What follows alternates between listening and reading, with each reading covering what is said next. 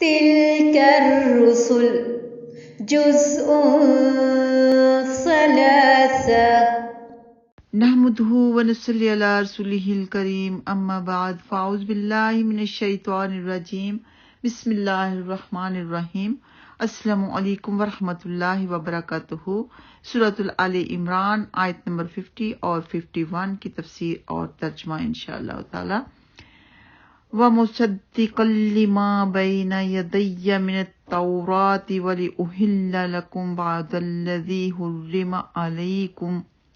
وَجِئْتُكُمْ بِآيَةٍ مِّن رَّبِّكُمْ فَاتَّقُوا اللَّهَ وَأَطِيعُونِ إِنَّ اللَّهَ رَبِّي وَرَبُّكُمْ فَاعْبُدُوهُ هَٰذَا صِرَاطٌ مُّسْتَقِيمٌ۔ اور مصدقاً تصدیق کرنے والا لما اس کی جو بین یدیّ میرے ہاتھوں کے درمیان ہے، من التوراہ تورات سے، اور لِأُحِلَّ تاکہ میں حلال کر دوں، لکم تمہارے لیے، بعض وہ چیزیں، الذی وہ جو، حرم حرام کی گئیں، علیکم تم پر،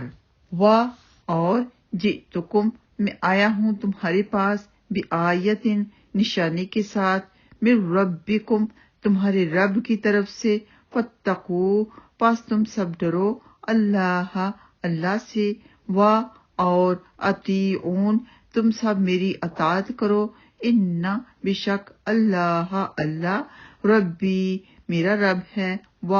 اور ربکم تمہارا رب ہے، فاعبدوا تو تم سب عبادت کرو اسی کی، ھذا یہی، صراط راستہ ہے، مستقیم سیدھا۔ تو حضرت عیسیٰ علیہ السلام کوئی الگ مستقل شریعت لے کر مبعوث نہیں ہوئے تھے، بلکہ حضرت موسیٰ علیہ السلام کی تائید کے شریعت کی تصدیق کرنے اور بنی اسرائیل کو اقامت تورات کی دعوت دینے کے لیے آئے تھے۔ البتہ تورات میں بعض چیزیں جو بطور تشدید ان پر حرام کر دی گئی تھیں، ان کو اللہ سبحانہ تعالیٰ کے حکم سے حلال کر دینا بھی ان کے مشن میں شامل تھا، جیسے اونٹ کا گوشت اور حلال جانوروں کی چربی وغیرہ۔ کہنے لگے وَلِأُحِلَّ لَكُمْ بَعْضَ الَّذِي حُرِّمَ عَلَيْكُمْ، اور تاکہ میں تمہارے لیے بعض وہ چیزیں حلال کر دوں جو تم پر حرام کی گئی تھی۔ تو اس سے مراد یا تو وہ چیزیں ہیں جو بطور سزا اللہ سبحانہ تعالیٰ نے ان پر حرام کر دی تھیں، یعنی یہودیوں پر، حضرت موسیٰ علیہ السلام کی قوم پر، یا پھر وہ چیزیں ہیں جو ان کے علماء نے اجتہاد کے ذریعے سے حرام کی تھیں، اور اجتہاد میں ان سے غلطی کا ارتکاب ہوا، حضرت عیسیٰ علیہ السلام نے اس غلطی کا ازالہ کر کے انہیں حلال قرار دے دیا۔ کہنے لگے فاتقوا اللہ وَأَطِیعُونِ، پس ڈرو اللہ سے اور میرا کہنا مانو، میری اطاعت کرو، بے شک وہ میرا رب بھی ہے اور تمہارا رب بھی ہے، پس اسی کی عبادت کرو، یہی سیدھا راستہ ہے۔ یعنی اللہ کی عبادت کرنے میں اور اس کے سامنے ذلت اور عاجزی کے اظہار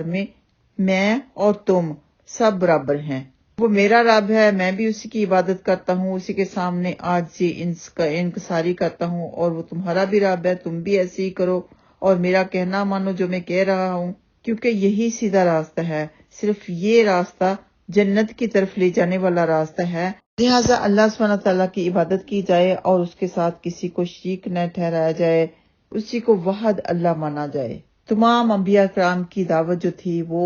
اللہ سبحانہ تعالیٰ کی توحید بیان کرنا تھی، لوگوں کو بتانا تھا کہ اللہ صرف ایک ہے۔ حضرت عیسیٰ علیہ السلام نے بھی بنی اسرائیل کے سامنے یہی دعوت پیش کی اور کہا کہ میرا اور تمہارا رب اللہ ہے، اس لیے صرف اسی کی عبادت کرو، یہی سیدھا راستہ ہے۔ تو اسی صورت میں آگے بھی آئے گا کہ اللہ سبحانہ تعالیٰ فرماتے ہیں وَمَن يَعْتَصِم بِاللَّهِ فَقَدْ هُدِيَ إِلَىٰ صِرَاطٍ مُّسْتَقِيمٍ،